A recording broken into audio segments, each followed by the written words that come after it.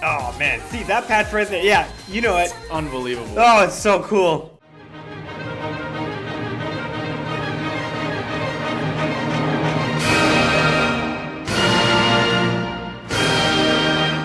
Now you are reacting to a girl group called Cosmic Girls, and this is their second 2018 comeback called Save Me, Save You. The song is composed by Full Bloom, and the lyrics are co-written by member Exy. Taking a cue from the album title, Would You Please, the singer is asking the listener to open up to her. By sharing their stories and their secrets, they can save each other from the pain and sadness. This song features 10 of the 13 members, as the Chinese members are currently promoting for Rocket Girls in China. Ready? Yeah. 3, 2, 1. That looks really cool.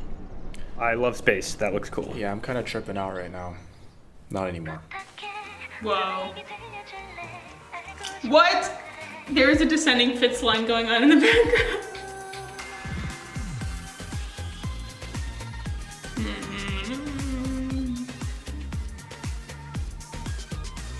In the bass line, super bizarre. Man, those synths, dude. That was sick. Yeah, whatever studio they're using, like, they're well set up. Yeah. Really well set up. It's amazing how strong a Picardy third can sound when it's handled well. Do you hear the like very quiet electric guitar in the back? It's like super syncopated. Yeah. Oh yeah, let's have that little mixture. You know, this stuff's cool though, because like there's so much going on, you know? Yeah. Let's have that 7th chord. Super cool bass line.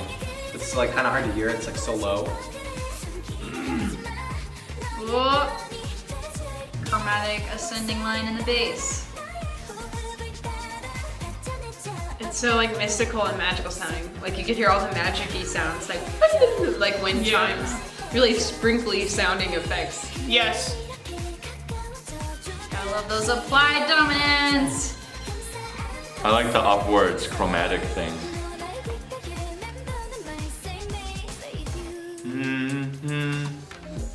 There's like a little transition into the verse there.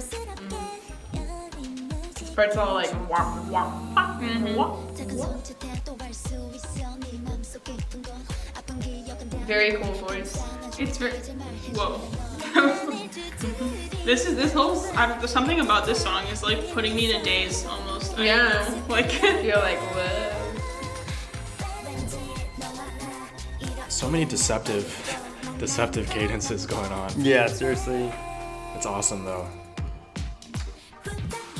do you hear like the bass line is like doing a descending fifths kind of type progression, but it's not sequence. It's not an actual sequence. It's just like it's a harmonic sequence, but not a melodic sequence. Oh man, see that patch right there? Yeah, you know it. Unbelievable. Oh, it's so cool. Also the time, just the time that he plays that thing in is just, it's crazy. That chorus ends in like a hemiola like triplet, which is so interesting because like the very end of the chorus is disrupting the meter. Yeah. All right. Lament bass. Ooh, I like that girl's voice. Yeah, she's the coolest. Yeah. 16-note accompaniment in the background is like really cool. Yeah. I love that little arpeggiating little sound effect they have going on. Yeah.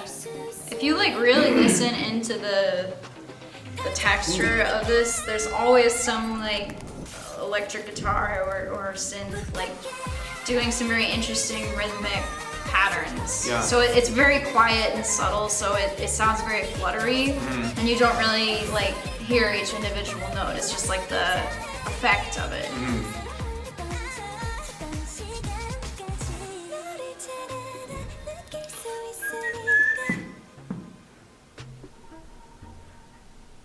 Ooh, doesn't end on a Picardy third. Nice. Oh crap, what happened? I have absolutely no idea what that was at all. I think the secret to this song and why I think the Picardy thirds work so well is because A lot of songs merely rely on the picardy third for the surprise factor, but this song doubles down on it by adding a bunch of cool synths, a lot of fade-ins and fade-outs, and sometimes they even add synths to the chord before the picardy third so that there's an extra kick to it, and I think that's really cool. There is a WJSN sound, and I'd really dig it. There's so many people that you have to like balance out and like give them their airtime. And I think listening to it's like they sound very similar in timbre, which is good in some way. Because that way it's like you don't have too many variances or differences between them. It's just like, it sounded very bland in the sense it's like, well, you have like the similar, like the girl group trait. It's just like you have textures where you just have the soprano line and just the bass line, no middle, and maybe the middle comes in later. And then you have like this calling and response, but you have lower timbre or lower register, and then you have higher timbre. It's just like back and forth.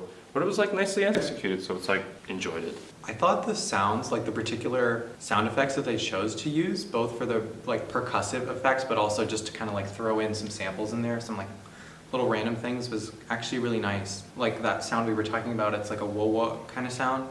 That kind of was incorporated into the beat, and then at one point it was just arpeggiating like in a really interesting kind of progression really quickly and quietly. I thought that was a really interesting choice to use. And their voices were nice too. Like they were sitting pretty high, and it was like that very like Pussycat Doll kind of like really like girly kind of like Ethereal. yeah, like ethereal kind of color. And actually the harmonies that they were using, just singing together at some points, it was like really kind of understated and not kind of in your face, but they were really nice harmonies nonetheless. I liked it. I just thought it was interesting how like most times the chorus would end on a hemiola. So what that means is like if the beat is in 4, the thing that the singer is saying is not lining up with those beats. So like in this instance, it wasn't da da da, it was da da da.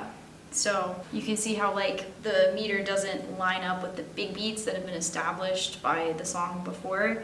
So it makes you sort of question like, oh, well, where's the beat? What's happening? Yeah. And so like if this is a song about them trying to save each other, like I don't know what that means. Yeah, it's definitely really interesting. I think overall I'm confused. Like there was a lot of modal mixture happening, but bass line didn't change throughout the entire song. It kept going over and over again, and like there wasn't a lot of variety. At the beginning, I like that, like there are weird scale things in the background. That's cool. I like the girl. I like the rapper. That. I like the rapper with the glasses. She's cool. Yeah, the rapper is super cool. Yeah. I think it's pretty awesome. Like there's a lot going on, and maybe that's just me wanting to kind of get bombarded by all sorts of change and different things. I thought the melodies were well designed, and the things that were going on were well mixed and balanced, so they weren't really overpowering what was going on. For instance, the bass line that we were freaking out about was in a transition place. Right? Oh man.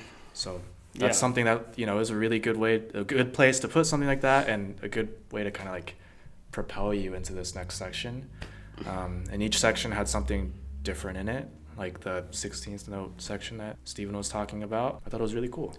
It's well developed. Yeah, I mean, I think this song's a perfect example, because there are other songs that we've listened to where they just try to throw everything, and it's too arranged, and it's kind of like, oh my goodness, it's overload. It's a mental overload. But I think this is because we had mentioned this earlier in the video, like when it started, the challenge of having enough ear candy, if you will, and just having a song be heavily arranged enough to where like it keeps the listener wanting more and wanting to continue to listen to it, but having to do it in a musical way as well. I think that was like an excellent example. One thing that was refreshing is it wasn't necessarily super predictable. There's always some sort of predictability, but sometimes in a pop song where, you know, like you kind of already know what's going to happen, it's really nice when they subvert your expectations, whether or not it's like how they accompany a vocal line. Like with the 16th notes, you don't hear a lot of that because people be like, oh, that's, you know, too busy or something like that. But I really enjoyed it.